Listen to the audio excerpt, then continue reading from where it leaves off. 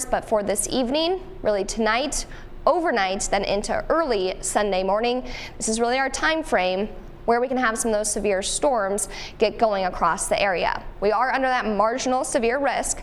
Our main concerns, the heavy downpours, damaging winds, and then also some hail found in these storms as they do continue, kind of move on through here. Hour-by-hour forecast for today, here's by this afternoon. Upper 60s, low 70s, just mainly cloudy. May see a few of those light patchy showers pass on through, really not amounting to a whole lot, even into the afternoon, evening hours. Here's by about dinner time, mainly staying off towards the north and the west of us with that kind of rain and storm activity. Here's our best time frame.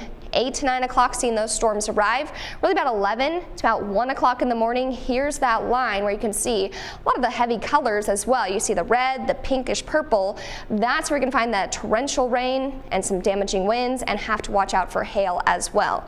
1 to 2 pushing off towards our eastern counties, then clearing on out of here. 2 to 3 a.m. Michelle will be in studio for tonight, and of course to help you stay alerted and to these storms as they do roll on through here and then exit by your Sunday morning.